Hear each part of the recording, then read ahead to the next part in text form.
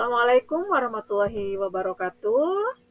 Bertemu kembali pada pembelajaran PAIBP kelas 12 di semester genap ini. Materi kali ini adalah ilmu kalam. Bersama saya Ibu Dewi Ariyanti dari SMA Negeri 1 Cilenyi. Baiklah anak-anakku sekalian, semoga kalian semua dalam keadaan sehat walafiat. Sebelum pembelajaran, marilah kita berdoa terlebih dahulu. Robbi zidni ilman warzuqni fahman birahmatika ya arhamar rahimin. Anak-anakku sekalian, pada pembelajaran kali ini dalam tema ilmu kalam ada beberapa tujuan pembelajaran yang harus kita capai. Pertama, yaitu menjelaskan pengertian ilmu kalam. Kedua, mengidentifikasi dalil-dalil terkait ilmu kalam. Ketiga, mengklasifikasikan tujuan ilmu kalam. Keempat, menganalisis manfaat ilmu kalam. Dan terakhir, menganalisis karakter dalam mencapai insan kamil. Baik, langsung saja kita kepada pengertian ilmu kalam. Secara bahasa atau etimologi, ilmu kalam adalah suatu pengetahuan dan kalam artinya perkataan atau percakapan. Jadi kalam yang dimaksud bukan pembicaraan dalam pengertian sehari-hari ya, melainkan dalam pengertian pembicaraan yang bernalar dengan menggunakan logika. Maka ciri utama ilmu kalam ialah rasionalitas. Pengertian ilmu kalam secara istilah atau terminologi yaitu ilmu yang membicarakan atau membahas tentang masalah ketuhanan atau ketauhidan atau mengesahkan Tuhan dengan menggunakan dalil-dalil pikiran dan disertai alasan-alasan yang rasional. Baiklah, anak-anakku, ini ada beberapa pengertian ilmu kalam menurut para mutakalim ya.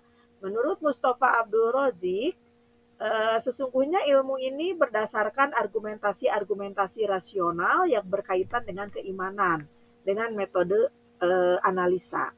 Yang kedua, menurut Al-Farabi, ilmu kalam adalah disiplin ilmu yang membahas zat dan sifat Allah beserta eksistensi semua yang mungkin, yaitu di dalamnya makhluk ya, mulai dari penciptaan hingga kebangkitan berlandaskan doktrin Islam. Yang ketiga, menurut Ibnu Khaldun, ilmu kalam adalah ilmu yang mengandung berbagai argumentasi tentang akidah imani berdasarkan dalil-dalil rasional. Yang keempat, menurut TM Hasbi Asidiki, ilmu tauhid atau ilmu kalam adalah ilmu yang membicarakan tentang cara-cara menetapkan akidah agama dengan mempergunakan dalil-dalil yang meyakinkan, baik dalil nakli, akli maupun dalil wijdani atau perasaan yang halus.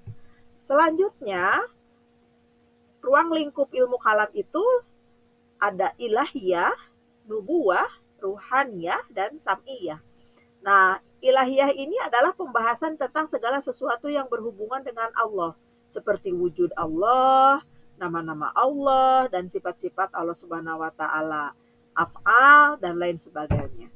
Kalau nubuat, yaitu pembahasan tentang segala sesuatu yang berhubungan dengan Nabi, ya, dan Rasulullah, termasuk pembahasan tentang kitab-kitab Allah, mukjizat, karomah, dan lain sebagainya. Ruhaniyah adalah pembahasan tentang segala sesuatu yang berhubungan alam metafisik, seperti malaikat, jin, iblis, setan, roh, gitu ya, dan lain sebagainya. Sam'iyat, segala sesuatu yang hanya bisa diketahui lewat sam'i, yaitu lewat dalil nakli berupa Al-Quran dan Sunnah, seperti alam barzah, ya, ada akhirat kan, ajab kubur, ini tanda-tanda kiamat, surga, neraka, dan lain sebagainya. Ini di dalam ruang lingkup ilmu kalam sam'iyah. Baiklah anak-anakku sekalian, selanjutnya sumber-sumber ilmu kalam itu apa saja? Yang paling utama dan pertama adalah Al-Quran, yang kedua hadis, yang ketiga pemikiran manusia, yang keempat insting. Ini yang menjadi sumber dari ilmu kalam ya. Selanjutnya tujuan atau fungsi ilmu kalam untuk apa? Yaitu untuk menolak akidah yang sesat. Jadi jangan sampai setelah mempelajari ilmu kalam jadi sesat, nauzubillah min dzalik ya. Nah ini fungsi ilmu kalam ini untuk menolak akidah yang sesat dengan berusaha menghindari tantangan-tantangan dengan cara memberikan penjelasan duduk perkaranya. Jadi timbul pertentangan itu selanjutnya membuat suatu garis kritik sehat lah berdasarkan logika. Yang kedua, memberikan penguatan landasan keimanan umat Islam, jadi melalui pendekatan filosofis dan logis. Jadi kebenaran Islam tidak saja dipahami secara dogmatis ya atau secara ini terima apa adanya, tetapi bisa juga dipaparkan secara rasional. Nah, fungsi yang ketiga ilmu kalam ini menopang dan menguatkan sistem nilai ajaran Islam. Eh, yang tiga itu ya, iman, Islam gitu ya, ihsan. Nah, ini untuk menopang, untuk menguatkan. Yang keempat, menjawab problematika penyimpangan teologi agama lain yang dapat merusak akidah umat Islam. Jadi jangan sampai kita terkecoh oleh umat lain eh, atau orang-orang yang ingin menjerumuskan kita kepada kekafiran ya.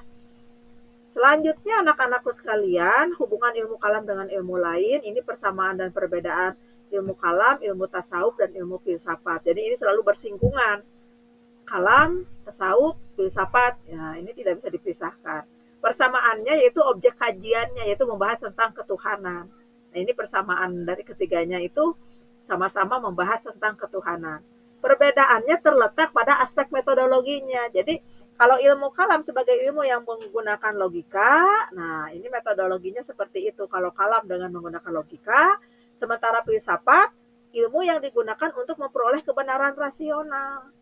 Kalau ilmu tasawuf melalui penghayatan yang mendalam lewat hati gitu ya, kolbun, zauk gitu ya. Nah, ini perbedaannya dari segi metodologinya. Jadi kesimpulannya anak-anakku dari materi ini, ilmu kalam adalah ilmu yang membicarakan atau membahas tentang masalah ketuhanan, ketauhidan atau mengesahkan Tuhan dengan menggunakan dalil-dalil pikiran dan disertai alasan-alasan yang rasional. Ya, jadi kalam, ingat kalam itu bukan hanya sekadar pembicaraan asbun, tetapi rasional ya, menggunakan logika. Ilmu kalam memiliki banyak nama diantaranya nama ilmu kalam itu bisa disebut juga ilmu usuluddin, asal-usul agama ya, ilmu tauhid, nah, mengesahkan Allah, fikih al-akbar atau teologi Islam, sama saja ya.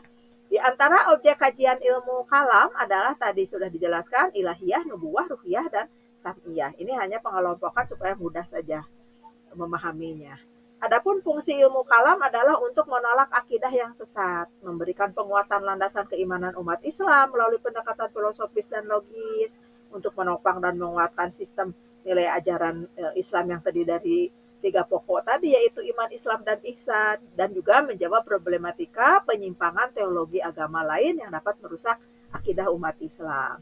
Ilmu kalam juga memiliki keterkaitan dengan ilmu lain seperti filsafat, tasawuf, fikih, dan usul fikih. Nah, tugasnya untuk hari ini adalah langsung dikerjakan di kertas selembar, kamu lakukan refleksi sejauh mana menangkap materi yang baru saja Ibu jelaskan ya. Boleh ditulis di kertas selembar dalam bentuk deskripsi gitu ya, berparagraf-paragraf boleh. Dalam bentuk mind map atau infografis juga itu lebih bagus. Atau dalam bentuk flyer ya, sudah Ibu jelaskan bagaimana cara membuat infografis atau flyer. Dikumpulkan pada saat jam KBM PAIBP. Itu saja barangkali anak-anakku yang bisa Ibu sampaikan untuk tugas hari ini. Terima kasih banyak atas perhatiannya. Mohon maaf kalau ada salah kata. Billahi fisabilillah, wastabiqul khairat. Wassalamualaikum warahmatullahi wabarakatuh.